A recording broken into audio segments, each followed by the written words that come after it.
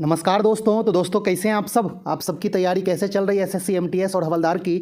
दोस्तों SSC MTS का exam तो चल रहा है और इसमें जीके जीएस के अच्छे अच्छे क्वेश्चंस आ रहे हैं।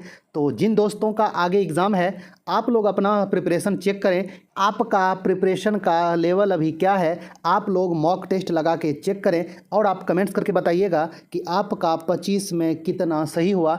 तो दोस्तों चलिए हम लोग ऑल टू ऑल क्वेश्चन देखते हैं। यदि आप लोग जीके जीएस का मॉक टेस्ट लगाना चाहते हैं और एग्ज़ाम से संबंधित कोई इन्फॉर्मेशन लेना चाहते हैं तो आप चैनल के साथ जरूर जुड़ें। ओके, तो दोस्तों चलिए हम लोग देखते हैं पहला क्वेश्चन क्या कह रहा है। पहला क्वेश्चन क्या है दोस्तों, अमेरिकी open grand slam tennis tournament 2022 महिला एकल का खिताब कौन जीती। तो आपका ऑप्शन है Ons Jabeur, Iga Swiatek, Elena Rybakina, Ashleigh Barty. तो दोस्तों इसका सही आंसर क्या होगा, आप लोग अपना आंसर कंफर्म कर लें कि अमेरिकी ओपन 2022 में महिला एकल का खिताब कौन जीती।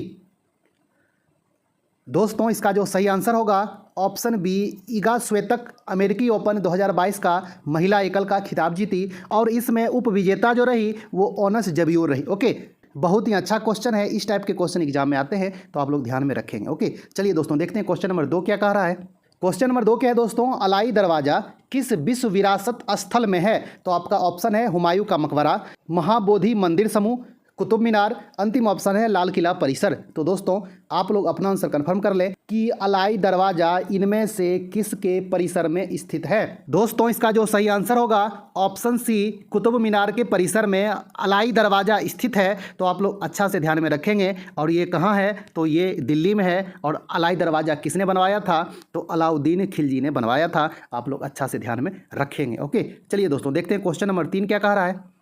क्वेश्चन नंबर 3 क्या है दोस्तों, एलपीजी डैश का मिश्रण है। तो आपका ऑप्शन है मीथेन और ब्यूटेन, ब्यूटेन और प्रोपेन, मीथेन और प्रोपेन, इथेन और प्रोपेन। तो दोस्तों इसका सही आंसर क्या होगा, आप लोग अपना आंसर कंफर्म कर लें। एकदम आसान क्वेश्चन है।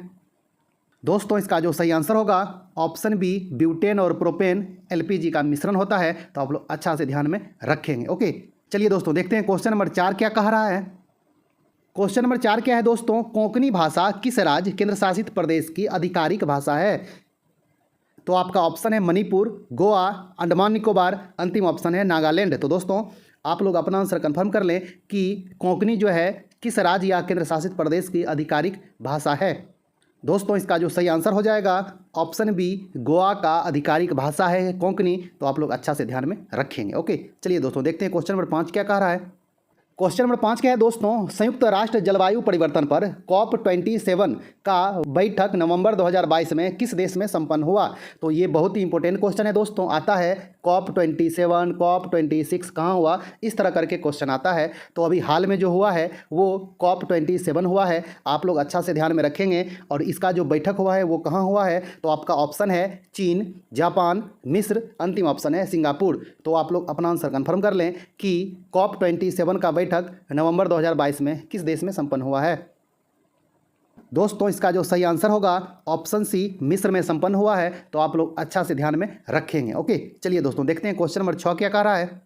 छठा नंबर क्या है दोस्तों, बांदीपुर राष्ट्रीय उद्यान किस राज्य में है। तो आपका ऑप्शन है मध्य प्रदेश, राजस्थान, कर्नाटक, छत्तीसगढ़। तो दोस्तों आप लोग अपना आंसर कंफर्म करें कि बांदीपुर राष्ट्रीय उद्यान किस राज्य में है।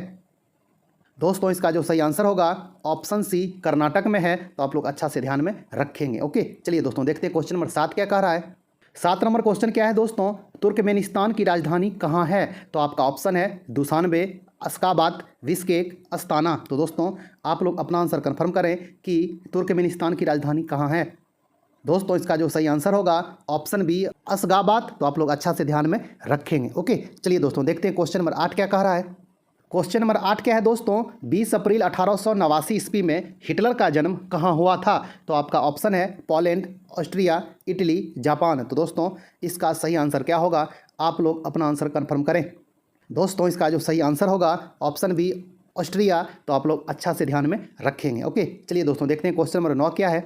9 नंबर क्वेश्चन क्या है दोस्तों, किस युद्ध में विजय के बाद बाबर ने मुगल वंश की नींव रखी। तो दोस्तों आपका ऑप्शन है घाघरा का युद्ध, खानवा का युद्ध, चंदेरी का युद्ध, अंतिम ऑप्शन है पानीपत का प्रथम युद्ध। तो दोस्तों इसका सही आंसर क्या होगा, आप लोग अपना आंसर कंफर्म करें कि बाबर ने किस युद्ध के बाद मुगल वंश की नींव रखी थी।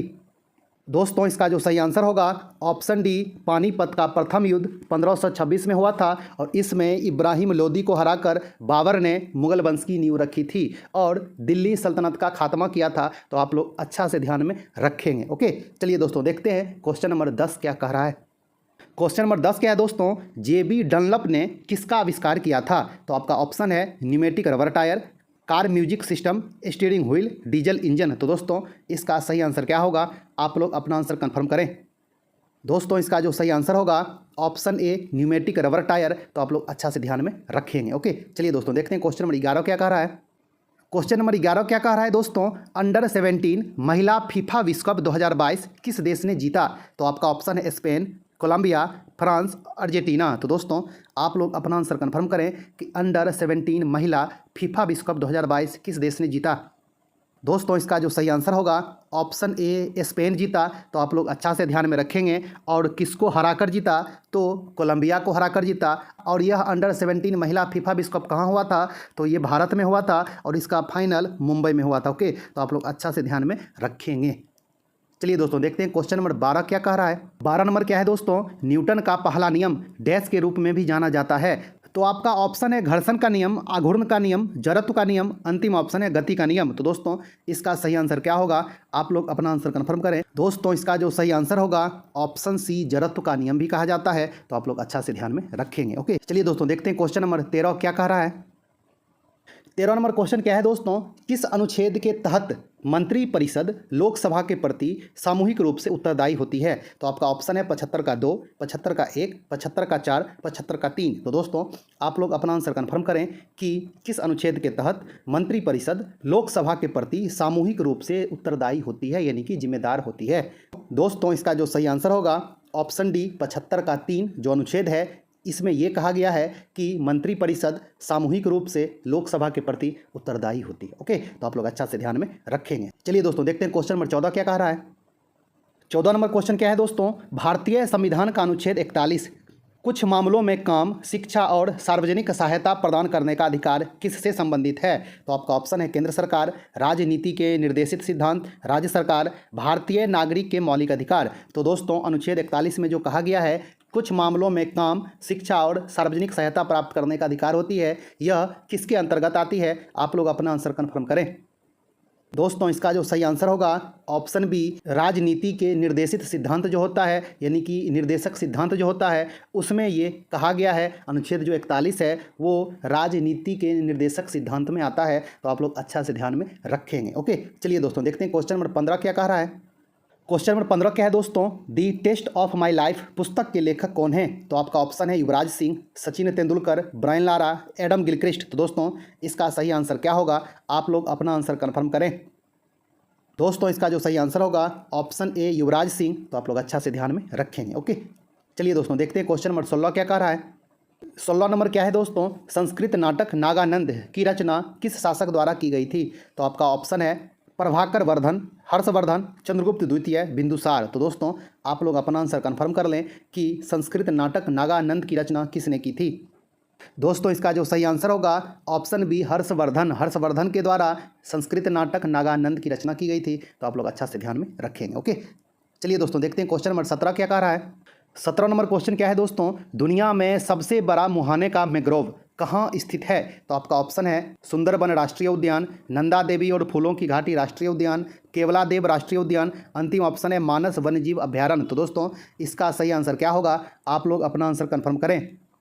दोस्तों इसका जो सही आंसर होगा ऑप्शन ए, सुंदरबन राष्ट्रीय उद्यान में दुनिया का सबसे बड़ा मुहाना मैंग्रोव स्थित है। तो आप लोग अच्छा से ध्यान में रखेंगे। ओके, चलिए दोस्तों देखते हैं क्वेश्चन नंबर 18 क्या कह रहा है। 18 नंबर क्वेश्चन क्या है दोस्तों, अमर्त्य सेन को अर्थशास्त्र में नोबेल पुरस्कार किस वर्ष दिया गया? तो आपका ऑप्शन है 1992, 1996, 1997, अंतिम ऑप्शन है 1998। तो दोस्तों इसका सही आंसर क्या होगा? आप लोग अपना आंसर कन्फर्म कर लें। दोस्तों इसका जो सही आंसर होगा ऑप्शन डी, 1998 में अमर्त्य सेन को कल्याण अर्थशास्त्र के लिए नोबेल पुरस्कार दिया गया था। तो आप लोग अच्छा से ध्यान में रखेंगे। ओके, चलिए दोस्तों देखते हैं क्वेश्चन नंबर 19 क्या कह रहा है। 19 नंबर क्या है दोस्तों, किस प्रकार का रोगजनक जल जनित रोग हेपेटाइटिस ए का कारण बनता है? तो आपका ऑप्शन है परजीवी, वायरल, प्रोटोजोआ, बैक्टीरियल। तो दोस्तों इसका सही आंसर क्या होगा? हेपेटाइटिस ए के लिए कौन उत्तरदायी है? दोस्तों इसका जो सही आंसर होगा option B viral hepatitis A virus के द्वारा होता है और यह लीवर को क्षति पहुंचाता है, लीवर में होता है। तो आप लोग अच्छा से ध्यान में रखेंगे। ओके, चलिए दोस्तों देखते हैं क्वेश्चन नंबर 20 क्या कह रहा है। क्वेश्चन नंबर 20 क्या कह रहा है दोस्तों, सबरीमाला एक हिंदू तीर्थ क्षेत्र है, यह किस बाघ अभ्यारण्य क्षेत्र में स्थित है? तो आपका ऑप्शन है बांदीपुर, कान्हा, पेरियार, पन्ना। तो दोस्तों आप लोग अपना आंसर कंफर्म करें कि सबरीमाला मंदिर जो है वो किस बाघ अभ्यारण्य क्षेत्र में स्थित है। दोस्तों इसका जो सही आंसर होगा ऑप्शन सी पेरियार बाघ अभ्यारण्य में स्थित है। दोस्तों ये सबरीमाला मंदिर कहाँ स्थित है? तो ये केरल राज्य में स्थित है। आपसे कहीं ये पूछा जाए कि केरल के किस जिले में स्थित है, तो पथनमथिट्टा जिला में स्थित है। आप लोग अच्छा से ध्यान में रखेंगे। और आपसे कहीं ये पूछा जाए कि यह किस भगवान को समर्पित है, तो यह भगवान अयप्पा को समर्पित है। आप लोग अच्छा से ध्यान में रखेंगे। ओके, चलिए दोस्तों देखते हैं क्वेश्चन नंबर 21 क्या कह रहा है। क्वेश्चन नंबर 21 क्या है दोस्तों, अकबर ने मियाँ का शीर्षक किसे दिया था? तो आपका ऑप्शन है राजा टोडरमल, मान सिंह प्रथम, बीरबल, तानसेन। तो दोस्तों आप लोग अपना आंसर कन्फर्म कर लें। दोस्तों इसका जो सही आंसर होगा ऑप्शन डी तानसेन को मियाँ का शीर्षक अकबर के द्वारा दिया गया था। तो आप लोग अच्छा से ध्यान में रखेंगे। ओके, चलिए दोस्तों देखते हैं क्वेश्चन नंबर 22 क्या कह रहा है। 22 नंबर क्या है दोस्तों, बल आघूर्ण का एसआई इकाई क्या है? तो आपका ऑप्शन है न्यूटन पर मीटर, न्यूटन मीटर, न्यूटन पर सेकेंड, अंतिम ऑप्शन है न्यूटन पर वर्ग मीटर। तो दोस्तों इसका सही आंसर क्या होगा? आप लोग अपना आंसर कंफर्म कर लें। दोस्तों इसका जो सही आंसर होगा ऑप्शन बी बल आघूर्ण का एसआई मात्रक न्यूटन मीटर होता है। आप लोग अच्छा से ध्यान में रखेंगे। ओके, चलिए दोस्तों देखते हैं क्वेश्चन नंबर 23 क्या कह रहा है।